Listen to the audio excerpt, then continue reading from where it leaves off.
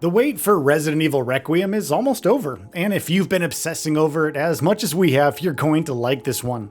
You see, we decided to try hunting down any potential story threads of details that could shed more light on Grace and Leon's investigation of Epsis, and perhaps uncover more about Victor Gideon in the process.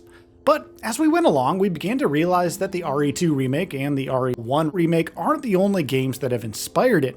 While all of the game's promotional materials and the gameplay footage do call back to those two classics the most, there are subtle touches from so many other titles, and we began to see why this is a game that truly celebrates 30 years of the franchise.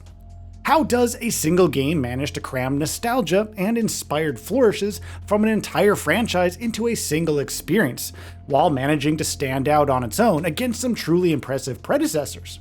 Well, that's exactly what we're here to answer, and it's going to be a fun trip through memory lane, so let's get started. A touch of the unfamiliar.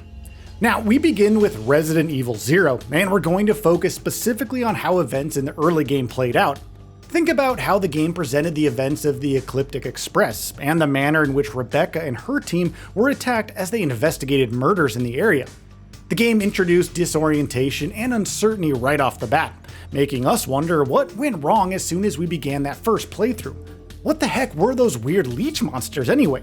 Who was the mysterious man who watched the chaos unfold from his perch on a faraway mountain? Was the rest of Rebecca's team okay? It was disconcerting, to say the very least, and quite an opening for a title that sought to give us some continuity with the very first Resident Evil title. The game's pacing was uneven enough to make us wonder just what was going to come next, a sentiment that permeated the entirety of its narrative. Now, fast forward to Requiem and the way Grace's adventure begins. We know that she's an FBI analyst sent into a field investigation thanks to a personal connection with the Wrenwood Hotel. We know that the investigation hits an unforeseen turn when she's abducted by Gideon. Once again, it's an opening that immediately raises questions about what's going on, and the reason for Grace being suspended upside down was definitely the most pressing one.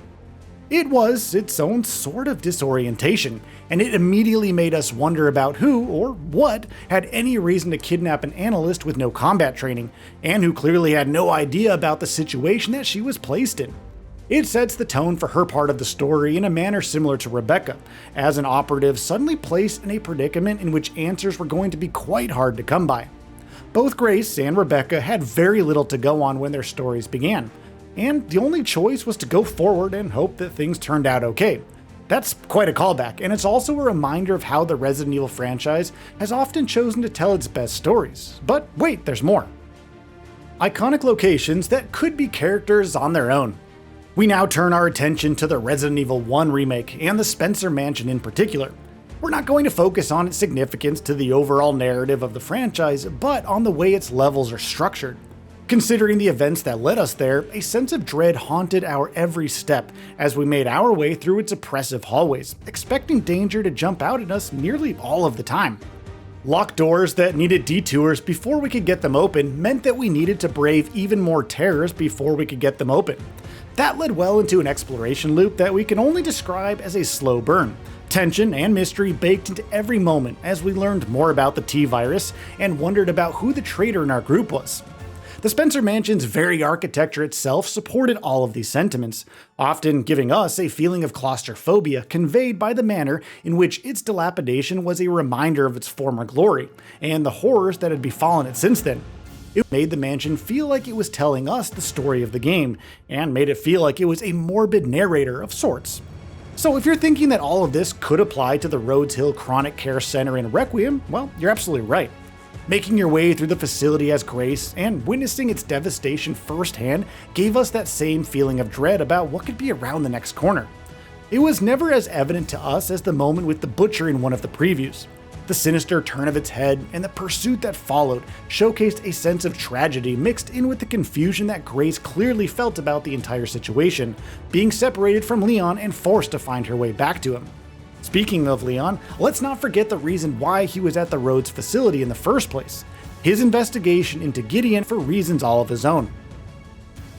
The search for answers. Both Leon and Grace are looking to find a hint of information that would explain their respective predicaments, and in typical Resident Evil fashion, they do that by exploring the facility that brings all of the horror that the franchise has been able to muster. However, horror is only one part of the franchise's formula. There's also a sense of intrigue that's a major component of its efficacy. We're taking you back to where it all began for Leon, and Resident Evil 2 Remake is our destination. Specifically, exploring the RPD after so many years was familiar both in terms of route planning, but also in the apprehension we felt even as we went through familiar levels that we had often revisited over the years. The remake was a welcome burst of nostalgia, peppered with the tension that only Resident Evil can do in such a unique fashion. We knew the place we were in, but it never really felt safe. And yet, we continued to make our way through it, wondering what the remake had changed and whether there was a new zombie waiting for us in a location that our memory felt should be devoid of them. From a story perspective, investigating the unknown is among that game's major draws, and that carries over to Requiem, along with a potentially similar dose of nostalgia, as we are assuming we're going to revisit the RPD in some capacity according to trailers. The ruins of Raccoon City being featured in the trailer, and the fact that the story is taking us back to the original incident that served as a catalyst to Leon's life trajectory, all point to that being a possibility. Dealing with a stalker. We're still quite sure that the stalker in Requiem is somehow connected to Alyssa, but that's not what we're here to discuss actually. But we want to focus on how it appears so suddenly and drastically changes the pace of Grace's sections in a way that shifts your moments and movements from careful and measured to just outright panicked and subsequently sloppy. The developers were quite proud to show off how Grace's animations took on a more clumsy moveset in the event that she was basically running from the stalker and probably any enemy considering her absolute terror. We're going to go out on a limb here and say that we're going to be feeling the same way, if we're honest, and play in the same sloppy and desperate style that she adopts. That's, of course, a compliment to how Resident Evil designs its experiences. Do you remember Nemesis from RE3? Well, we certainly do. And it's for this very reason that we thought of that monstrosity when we saw how the stalker in Requiem always burst onto the scene and created chaos until we could find a safe spot to regain our composure.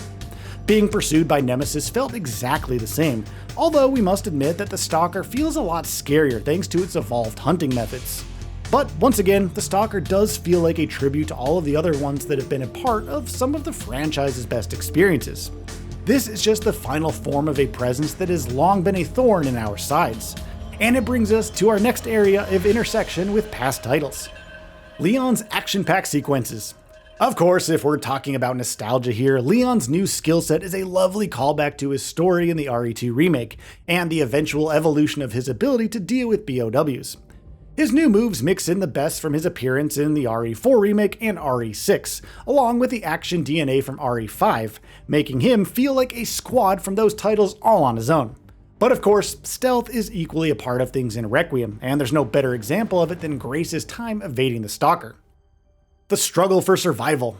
There's a constant nagging thought that survival isn't really a guarantee in Requiem, and that's something it shares in common with a lot of past titles in this franchise. Although we've been assured that Grace and Leon share their screen time equally, that could be just a red herring, and Gideon could take one of them out of the equation. That thought has been nagging us ever since Leon's reveal, and all the buzz around his incredible combat abilities could be a smokescreen for a premature end to his investigation. While Grace's constant vulnerability is very much on display here, Leon's isn't, and we can't help but wonder if it's his years of training or a subtle nod to how his story ends.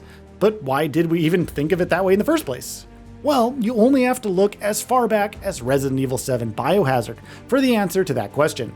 Ethan's entire clash with the Bakers came with the underlying threat that we were constantly being hunted, making for nearly all of its spaces feeling unsafe, and a tension that builds up way more than we were ever allowed to recover from in the game.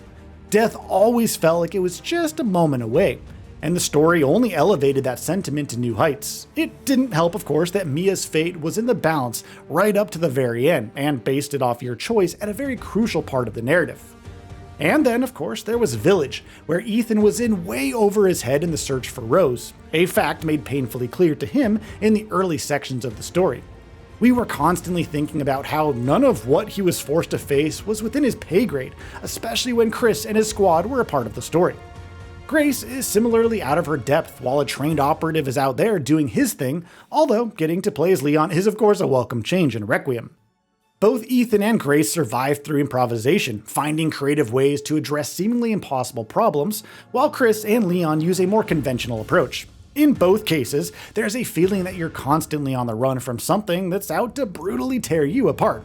And that's not even to mention that there's an eerily similar version of the monster from Village coming your way in Requiem.